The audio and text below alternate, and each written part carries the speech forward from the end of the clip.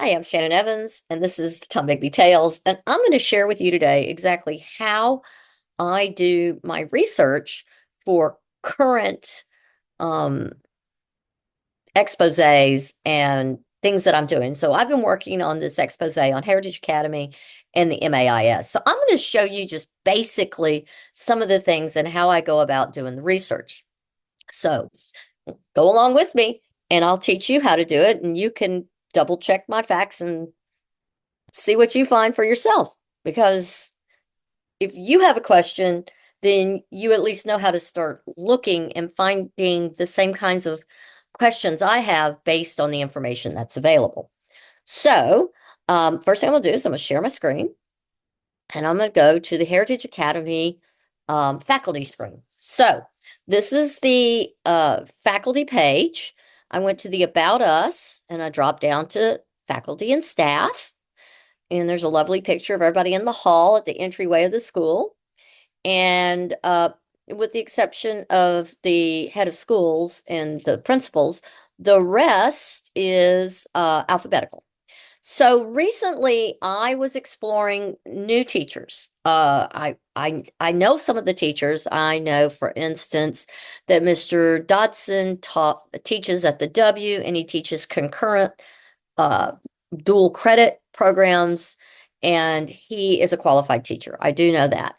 I know that Mrs. Friesen has been with the school. She's a Spanish and French teacher, and she teaches dual credit through the colleges. And Mr. Gates was a public school teacher before he retired, and then he went to school at Heritage teaching history, and he has a certificate. He has an existing certificate in secondary education. But I wanted to go to the new teachers. So I pulled up, um, my first one was Allie Bowler because it came first in the alphabet. So I wanted to look at her qualifications because I was told that her qualification for teaching was that she had worked in the career field of physics briefly, and she's quite young and quite pretty, and quite brilliant based on her education. But she doesn't have uh, a teaching certificate in the traditional path. She doesn't have a Master's of Arts in Teaching. She doesn't have a teaching certificate from her work in her schoolwork. So she's going a non-traditional path to teaching, and Heritage did a little feature on her, and she said she wanted to try out teaching because she loved the idea of being a teacher. Great. We need new teachers in the industry, but we also need teachers who have experience. So when you pull up her bio, there's nothing there except it says what she teaches. So I wanted to know more. So I went into LinkedIn, and that was the first place I went to look, and I was very successful. I found her, found information on her. And as you can tell, her picture says she's open to work. Her name's Allie Bowler. She uses she, her pronouns. She has a master's of science in applied physics from Johns Hopkins University. She's located in Columbus. As you can see, she's kind of new to LinkedIn. She only has 9 connections. She's open to work as a physicist and math teacher roles. So I looked on down. I wanted to see what more about her. It shows that her work is in applied physics. Everything that I see is her husband's in the Air Force, and she likes the math field. She likes crocheting, playing ultimate frisbee, and being outdoors. But everything she's done has been in the physics applications field. So I go down here, and this is always your most current work, and then it goes to where it goes backwards essentially. So currently she's doing some part-time work as a business analyst for Credence Management. She was doing scheduling coordination for a year and 7 months. And then before that, she was a research physicist for a year and 8 months with the Air Force Research Lab. And before that, she was an intern. So it looks like they hired her um, to to continue working in the applications where she was doing image analysis and pressing and testing explosives. Great work. This is awesome real world experience, but it's not a teaching background. So I don't see anything that has to do with teaching. So then I went to the two schools. I looked up the Masters of Engineering Physics and Applied Physics curriculum to see if there were any teaching courses within the curriculum. There were none. I went to the University of Florida, Bachelor of Arts in Physics, and to the program that she was in. And while they do have a Bachelor of Arts of Physics teaching, that is not where her degree is in. Hers is in a Bachelor of Arts of Physics, and it's about applications of theories and practices in the world of physics. So, like I said, she's great. She has a great pedigree in her education. What she doesn't have is the art and science of education, nor does she have a practicum. I don't see that she's taken the praxis in teaching or in her subject areas. So hopefully she's working toward that. But that tells me more about who she is and who Heritage hired. So she is on what's called a subject area certificate, her license, which means it's in usually in a STEM field. Um, I'm kind of surprised that they gave it to someone with so limited of experience in the field so far because she's so young. But anyways, I did my investigation. I did the same thing on every other new teacher at the school. And it was really easy to look them up and to find this information on their education and their work history. Um, so that was the first piece I did. Then let's leave behind the school and LinkedIn, and let's go to my work with the dispatch. Okay. What I did with the dispatch was I put every teacher's name and in a search engine, and I put their full name as found in the staff directory, and I pulled up some of the previous teachers who are now gone and their history, and found that some of them have some cool things in their background and some of them not so cool. So in Google, I used phrases like first name, last name, arrested, first name, last name, convicted. One of the ones I pulled up is from 2009. Uh, it was a raid that was conducted in Oktibbeha County in Starkville. And the reason why I did this was there was a teacher at Heritage who was quite popular. He taught there for several years, but he's been going around town saying that what I wrote about the background on that teacher, um, one, he said it was not public record and that I shouldn't be posting it about it. I didn't name his name. He actually outed himself. So I wanted to show you where I find this information and how you too can find it. So this is the Dispatch, our local paper. And I knew that his name was Kenneth B. Kidders, Kenneth Brad Kidder. I think it's Bradley actually. And I put it into the search bar with Google, and it yielded this article, Raid Yields Pot and Cash. And you can see he was 22 when he was arrested. He had a bond of $6,000, and he had marijuana and Schedule 4 controlled drugs. So it was a conspiracy to sell and possession. So possession of the Schedule 4 drugs, he might not have had very many. Schedule 4 is usually things like Darvocet, some more heavy duty painkillers. But the marijuana, when I did more research, he actually was convicted. He did 6 months in the Oktibbeha County Jail, and then he was on probation for 5 years. And at that point, it tells you in the other article how many ounces he had. So that's just what it is, and that's where I found it. And nobody told me any insider information. It was very public at the time it happened. A local restaurant sold t-shirts that said free kidder. So this isn't a big secret in this town. We live in a small town. So, the information's out there and it's fairly easy to find. So that was that. So that kind of explains how I found that information. So that's one. So now I'm going to go to, let me close that. So now I'm going to go to the other person.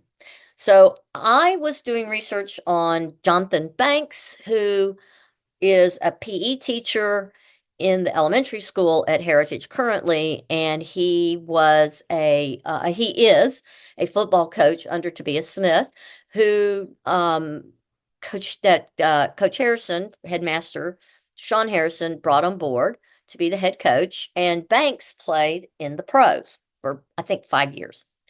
Um, I just went and did a little research, and again, the same thing. I put in Jonathan Banks arrested, and it shows up right here. So in the search bar, when I searched for that, that came right back.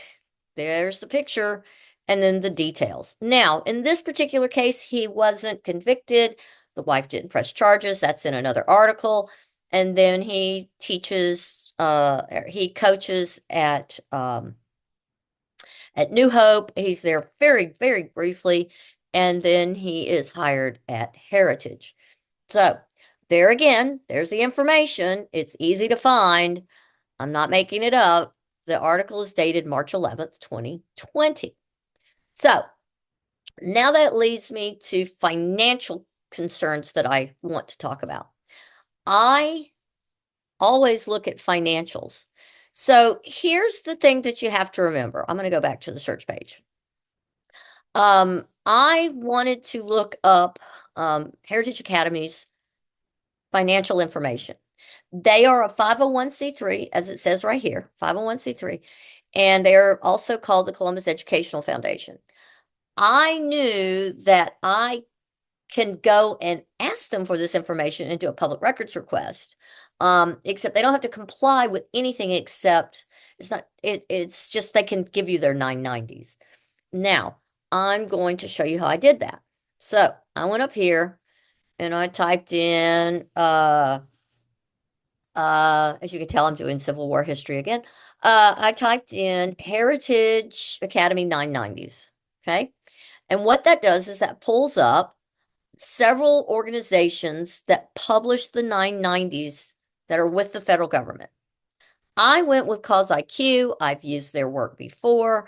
ProPublica is also a very highly recognized organization for publishing. It's a publishing clearinghouse of 990s for nonprofits. So I clicked on this. Here we go. And here we are. We can look at they are 501c3, have 122 employees. They were formed in 1964. And we can see their most recent tax filings were 7/01/2023, which actually means that those are the 2022 year of taxes. So pull those up. I can see year to year. I can see their total expenses were a little under 4,000. Their total revenues were over 5,000. Their assets, their number of employees. Now, I can look at comparatives. I can look at who funds them, where they get some of their money from. So they got money, they got a grant from Alabama Power, one from International Paper, and Amazon Smile Foundation, but that doesn't exist anymore. I can look and see who's on their board, and I can open this up. I see that most of their board is volunteer, with the exception of their treasurer, Kirk Hardy, who gets paid $12,000 a year. I think he's a CPA. So he's doing their books, and then those get turned over. He does their financials, which then get turned over to TE Lot, and TE Lot files them. And I don't know who their auditor is, but that will be a next thing for me to go find out. Okay. Then I can look at the financials here. I can see that total grants and contributions. Well, the year before, they only got 382,000 in grants, and that year got $1,646,061 in grants. That was a 330.9% increase in grants and contributions. Their program services, their investments, and their net income, and then their total revenues. They definitely had an increase in total revenues. So then I can look at the individual 990s. Now I can go back. This one will be 2019, 2020, blah, blah, blah. So let's pull this one up. Actually, 2018, 2019, 2020, 21, and 2022. And then there's some more. Now, I can either download this and look at it as a separate document, or I can look at it online. And so I will go through these and I can see that, here's what they pay in salaries. They pay $2,659,000. What their expenses were. We can see how much they collect in tuition.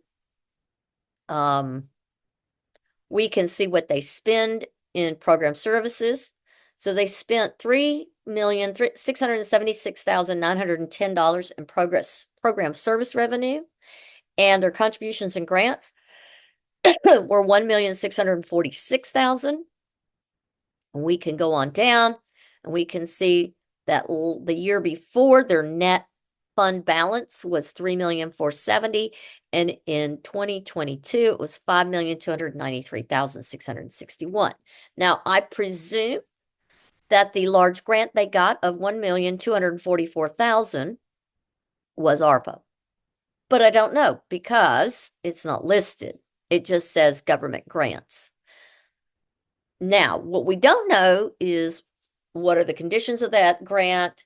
What are the parameters they have to abide by? We don't know what it gets spent on. We don't know how that's been, if it's been dispersed yet. We don't know anything more. We just know they have that money. That's it. But we know it's there. So I can go back through here. There's Hardy's payment that he has reportable compensation for his time. As you can see, none of the other board members do. They're all volunteer. We can keep going down, and there's the government grant right here. Contributions, gifts, and grants. They got $1,244,242 in government grants. Their other contributions and gifts and grants and similar amounts is $401,819. And then in kind, meaning non-cash contributions, is $4,922. Which is where they get, when they total it, that $1,646,061 that's above. They then had $3,208,193 in tuition. They collected $377,695 in fees, $63,683 in gate receipts, and $339 in concessions and store, meaning they made some money. They had $3,676,910 coming into that school from these items: tuition, fees, gate receipts, concessions. That was their investment income was $119,486.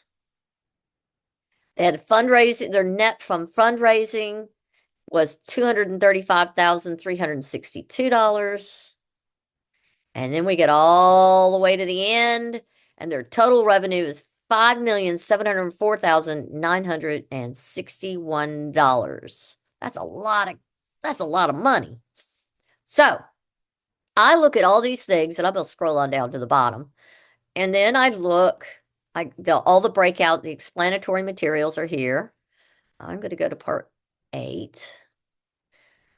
And 9. So there's the app, nothing's listed.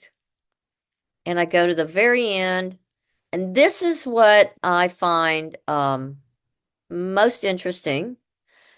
Non-discrimination stated in his advertisements on his promissory note on school tuition, which good. It said in this year they didn't receive any money for driver's education program, but they did receive $5,705 through the Columbus Public Schools for Title II programs. Now, the previous year they received, I believe, 5,000 for driver's ed and 10,000 from Title II. It's not clear to me why a private school is entitled to Columbus Public School monies, which would probably be Title II is a federal program. So I'll have to do a little more investigation. Now this triggers something in me that says, okay, where is this information? And does it matter? Why are they getting this money? Are they supposed to? So I will investigate what Title II program is. To my understanding, it has to do with the services for students who are very low income, like indigent children, and also for students with learning disabilities. So trying to find out where this money went and what it was allocated for and was it used for that allocation is going to take a little bit more investigating. But mostly what I'm going to do is first go talk to somebody at the district to find out a little bit more about how the Title II program works in the Columbus Public Schools and how and why the Heritage is eligible for some of that funding. There you go. It's just basic research. And that's essentially what I do. I am not doing anything that you can't do. It's basic research. It's available. It's public. This is all publicly available information. There's no insider trading. There's no insider information.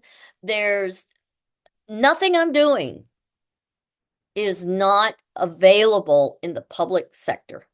Everything can be found. It's just a matter of how you go and research it. So if you want to double check on what I've said and the information and where I've gotten my information from, go look yourself. Go look up the news teachers. Go to their LinkedIn. Look for their personal pages.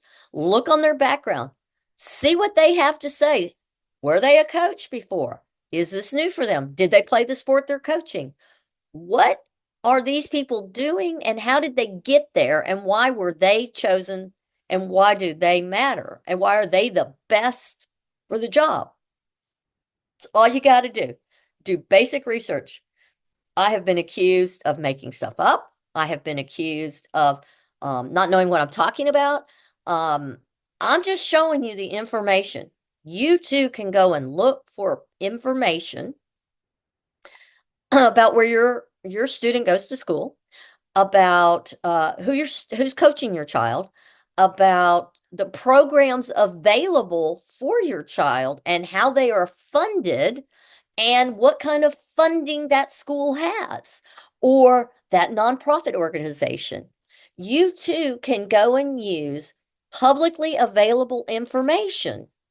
You might have to dig a little. You might have to be a little creative in your search, but you too can go and find the information that I am presenting and see for yourself. Just check. That's all you got to do. Be a responsible consumer and don't just take everything on face value. Do a little bit of your own digging. Ask questions.